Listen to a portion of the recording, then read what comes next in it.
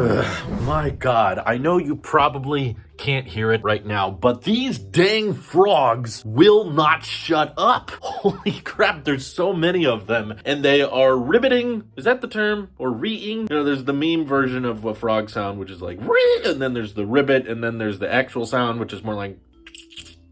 That's not it either. My dad can mimic a frog sound effect really good. I did not get those parts of his genes, but seriously, like, it happens more so at nighttime when it gets dark. The frogs just love chirping and chirping away. There's like a creek in our backyard, and I guess the frogs just love it so much they want to tell the entire neighborhood about it. And the crazy thing is now it doesn't even stop at daytime. So even in broad daylight, like noon or 3 p.m., you know, any of those brighter times of the day, those frogs are still chirping away like crazy, like there's no tomorrow. And I went in the backyard to actually record the sounds for you, so here's what it sounded like.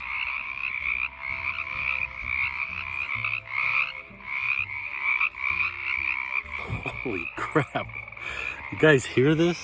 We've got a little bit of a creek here, and the frogs sound like this in the middle of the day, and it's even louder at night. They are just loaded in this creek, croaking and croaking as loud as they possibly can. They hear me talking now, and I feel like they're shutting up. Maybe I should just come out here and talk to them every night so that they don't ribbit as much.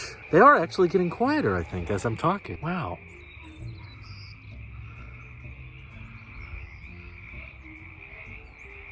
And you know, for the longest time, I was getting pretty annoyed because I was like, okay, I'm hearing it all night, I'm hearing it all day. But then I started to think a little bit harder, and I started to think a little bit more about the frogs and what they're doing. And I realized that, you know, for them, this is like mating season, right? So that they're trying to find a mate, kind of like a lot of us are in a way. I'm not, you know, I have found my awesome mate, Louise, but there's a lot of us out there just searching for love and trying to find it. And I'm sure in today's world, in today's, you know, pandemic, it's very, very hard to meet other people. And in reality, humans are really not much different from that frog, because we are sending out messages to the world, trying to be vocal and trying to let people know we exist and that they should care about us and we should find a mate someday. So frogs are basically just having their own little frog Tinder in the backyard, and they're trying to find love in another frog, and they're not even that far apart from each other. Whereas humans try to be loud and chirp so that they can be heard in other countries and they could be heard from